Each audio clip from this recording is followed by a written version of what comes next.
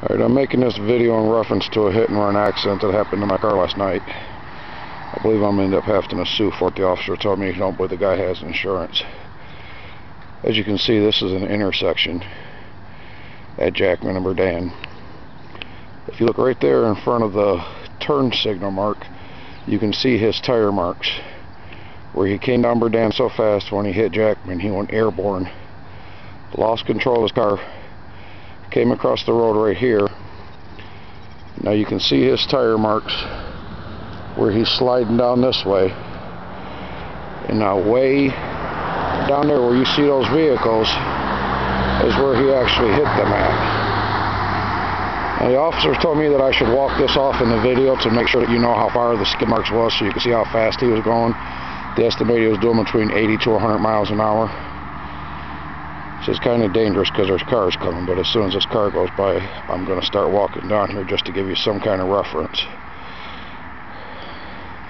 That's actually my truck sitting in the street trying to keep people from running me over. Okay, I'm going to start walking this off just to give you a little bit of a reference. 1, 2, 3, 4, 5, 6. I'm going to stop for a minute so you can see his tire tracks. One is right there on that side, one is right here on this side. As you see, he is on the wrong side of the road, sliding sideways down the road.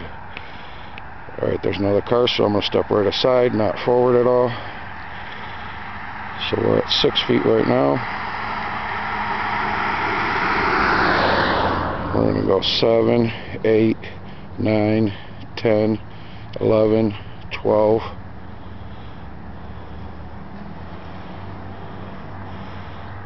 13, 14, 15, 16, 17, 18, 19, 20, 21, 22, 23, 24, 25. As you can see, we're starting to get a little closer to where he actually hit the first car, and you can still see his tire tracks over on this side of the road, on the wrong side of the road.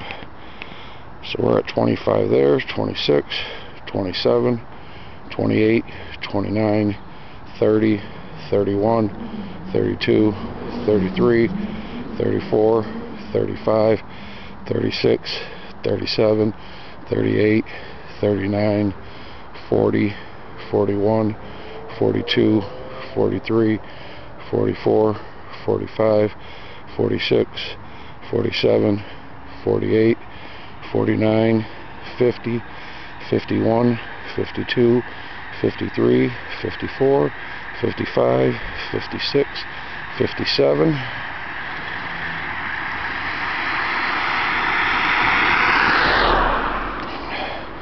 58, 59, 60, 61, 62, 63, 64, 65, 66, 67, 68, 69, 70, 71, 72, 73, 74, 75.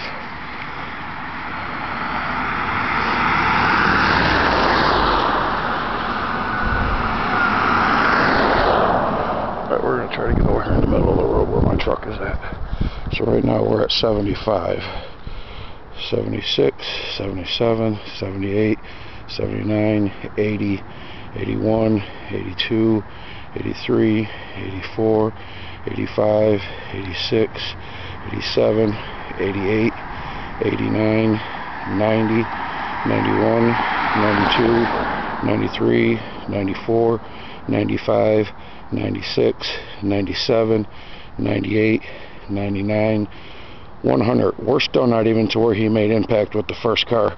You can see how deep his tire marks are in the road, where his car is going sideways now across the road. We're at 100 here. 1, 2, 3, 4, 5, 6, 7, 8, 9, 10. Look at how deep the marks are in the road, where his tires are biting into the ground, where he is sliding sideways. So here's 110, 11, 12, 13, 14, 15, 16, 17, 18, 19, 20, 21, 22, 23, 24, 25, 26, 27, 28, 29, 30, 31, 32, 33, 34, 35, 36, 37, 38, 39, 40, 41, 42, 43, 44, 45, 46, 47, 48, 49, 50. Right there is one tire mark. The white looking mark is his tire mark. The black mark you see is from the first car that he hit. So basically at about 150 feet he slid down the road before he finally made contact with the first car. Here are more of his tire marks. So there's 150, 51, 52, 53, 54, 55, 56, 57, 58, 59, 60, 61, 62, 63, 64, 65, 66, 67, 68, 69, 70. Now you can start to see his tire marks where he spun out and went down and hit 3 more cars. The first car that he hit my car that was sitting right here in the street. When he hit that car, it hit mine, knocked mine up there by the driveway, which is the gold color Impala you see there now destroyed. The marks up in the grass you see are from the first car that he hit that ended up in my front yard. I forgot where I'm at, but I have it on video, so I'm just going to start from one again to make it where he hit the other cars.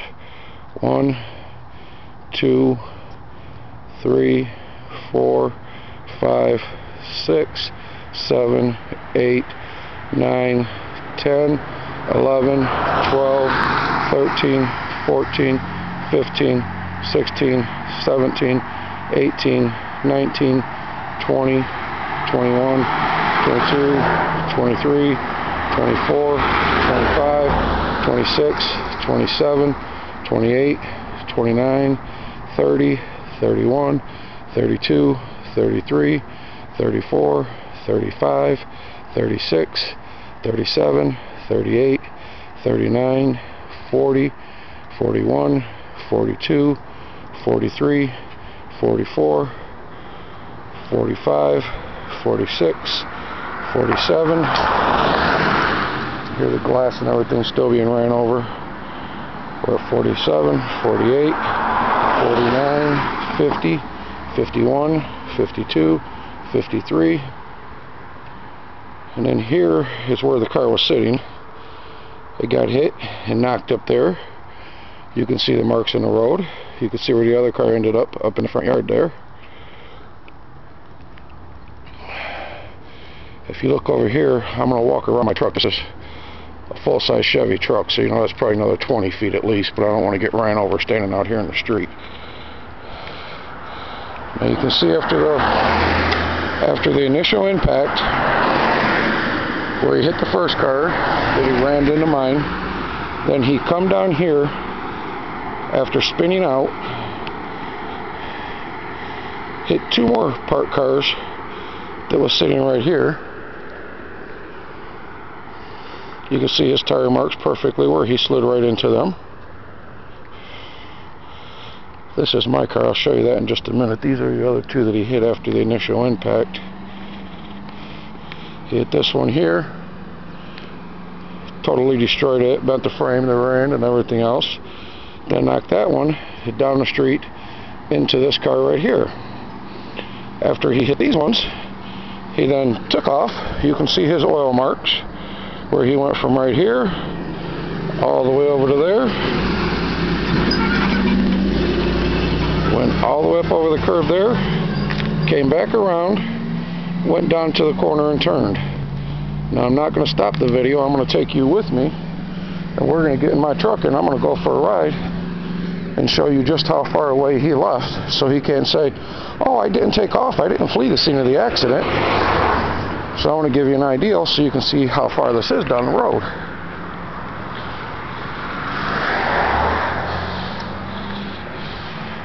And plus I'll get to show you the other truck around the corner that he totaled out.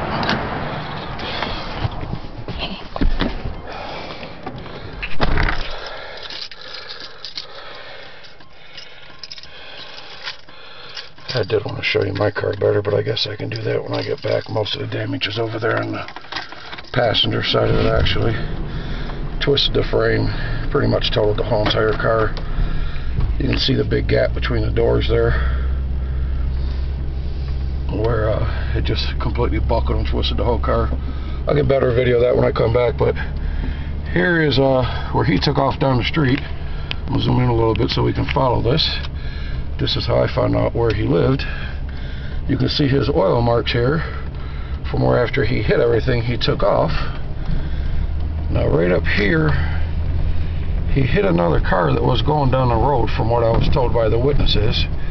He hit another car, knocked that car in to that GMC Jimmy sitting right there. The whole front of it is all destroyed on it. And then he turned the corner here. Oops. This ain't the best idea to try to do this in drive, but I have to be able to prove my point. And I'm going very slow and cautious.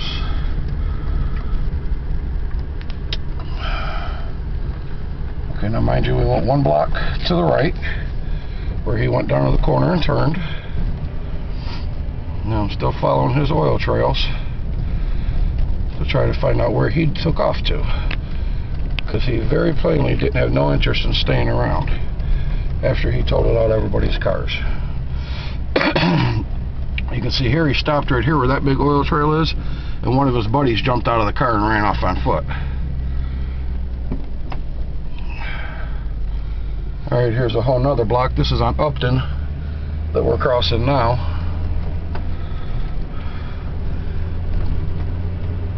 Now you see this here is a whole nother block that he went down.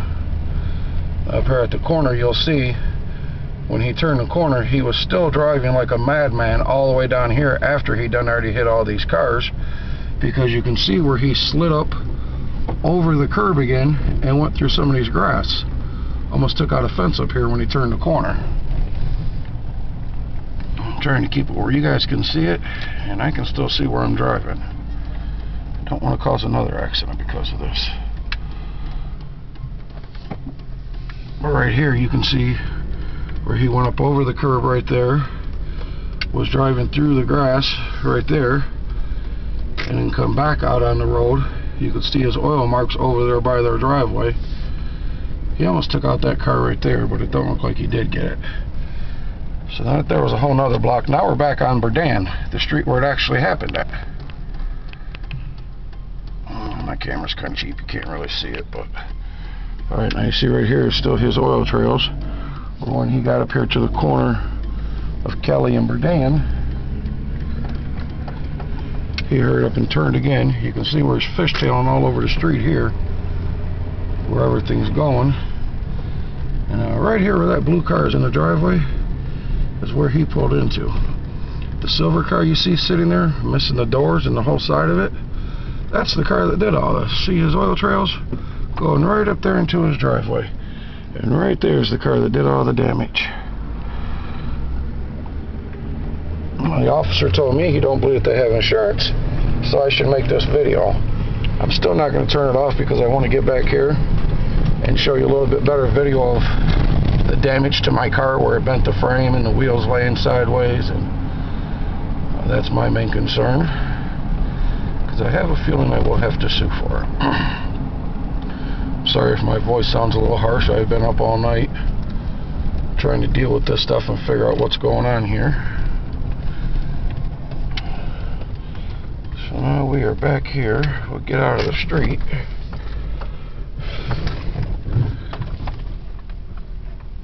Alright, now I'm back in the driveway, safe off the street. Give me a minute, and we will walk down here and look at the car again.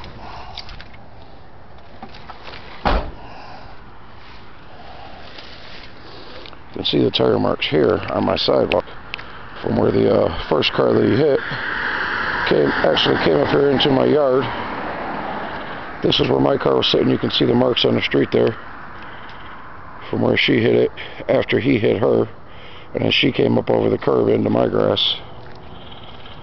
Alright, now let's go down and take a look at the beautiful 2003 Chevy Impala that used to be so nice. As you see, the trunk just don't quite line up with that quarter panel no more. Oh yeah. Beautiful work you did there, huh? That's the quarter panel.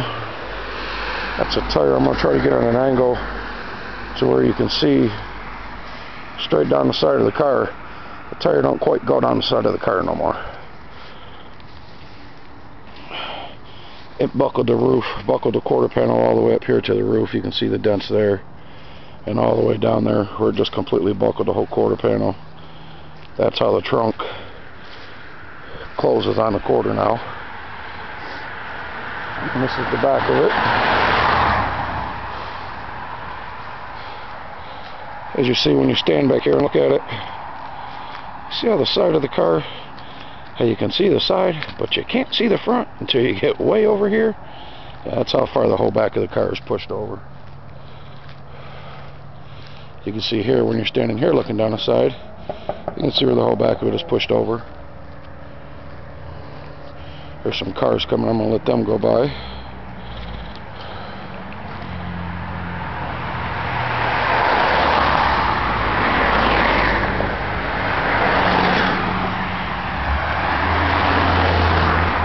I'm going to show you this too, where I push the quarter panel right into the door. So you don't see no gap between there. The door is actually over the quarter panel now because I pushed it so far in that you can't even see the gap back there no more. I'm afraid to open it because I don't think it'll close again. Alright, I'm clear over here. I'm going to come over and show you this side. You can see the gaps in the door. Busted the door handle right off there. And it's not that the door is loose.